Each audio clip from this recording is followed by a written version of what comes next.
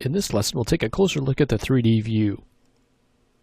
So this is lesson _03 start, which just has a model in here that we can use as an example in our 3D view. And so let's take a look at some of the things that we can do here within our 3D view. So it looks like right now we have just a single 3D view of our model. We can move around this model with a number of key combinations. So I'm holding down Alt, left mouse button to rotate around. We can also just use our icon at the top of our view here. Okay. If I hold down Alt and middle mouse, I can pan around. I can do the same thing up here. Okay. And Alt, right mouse button, can move in and out. I can do the same thing here. We also have the number keys on our keyboard that we can use. If we hold down 1 and left mouse button, we can drag around. Okay. Holding down 2, we can go forward and backwards. And 3 will allow us to rotate around.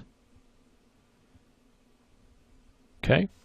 So those are some of the options there for moving around within a single 3D view. We can also get a number of views, and that's kind of the power of working in 3D, is having a number of different views. Now this is a perspective view. We may also want to have orthographic views. So to change out and kind of minimize this, we can go ahead and hit this button right here. And this takes us to 4 views, and you can see the labels here, top, front, and right. And you can see, if I go down here, this is now the active view. I can click on this, this is the active view, and I can move around in each particular view without affecting the other ones.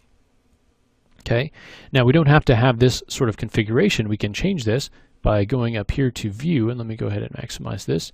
You can see that there's a menu on each one of these 3D views, and we'll go to view, panels, and you can see that we can change our setup here. So if we only want maybe 3 views, 2 on the left and then 1 big one on the right, we can use that configuration. Again, maximizing this. Another way to actually maximize and go back to your layout is to use just a middle mouse click. We'll do the same thing. We go back to view. If we want to go back to our 4 views, we can go ahead and do that. Now for each one of these, we can choose what's actually being shown. So if we go into cameras, you can see that the right view is selected. If we choose maybe the bottom, you can see that I can change that. So that's going to be located under cameras. And there are a lot of different types of views here that we can select for these, depending on what you're working on. Now you can see the display of our model in each of these views is a little bit different. Whereas in the perspective view, we can see our colored model here with all the shading, and here we're looking at wireframes. So this is going to be part of the display menu. So if we go into display, you can see that I've got under the perspective, I've got the garage shading selected, and then here we've got our wireframe selected. So there are a number of different options here. We could do garage with lines if we wanted to actually see the wires on there. You can see that gives us the shading plus the lines.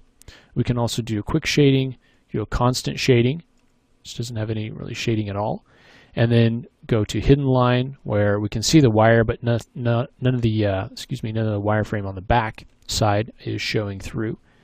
Okay, so a number of different options here for the type of shading that you want to use for your particular view, and that can be customized for each individual 3D view that you're using or editor that you're using. All right.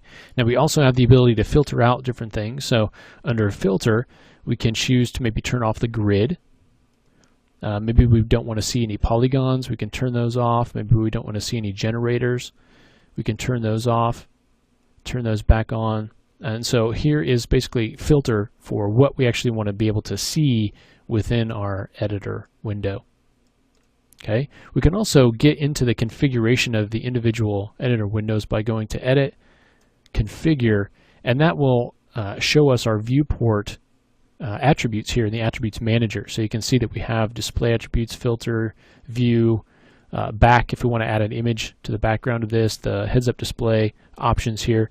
And so you can get really a lot deeper into setting up your individual viewports if you go to Configure and then go to your Attributes Manager to set that up. Okay. So that's a quick look at how we can modify our 3D views. Okay, middle mouse, remember, we'll go to our 4 view, and then we can change that. If we don't want 4, we can go to panels and then choose any sort of any sort of look that we want to. If we want two stacked, we can do that. And again, clicking on a particular view will maximize that view. Okay, just middle mouse clicking on that. And then at any time, you can always take that back to 4. Okay, and then use your hotkeys to move around within your views. And you can see it doesn't really change what any other view is seeing. Okay, so that's a quick look at getting around inside our 3D view, inside our editor. Just keep in mind those hotkeys, 1, 2, and 3, and then also just the Alt with the mouse button combinations, and then the icons at the top right side of the 3D view. Okay, so now that we are, we've got a good idea of the interface, we've got a good idea of how to kind of move around within the 3D view and how to modify that 3D view a little bit more.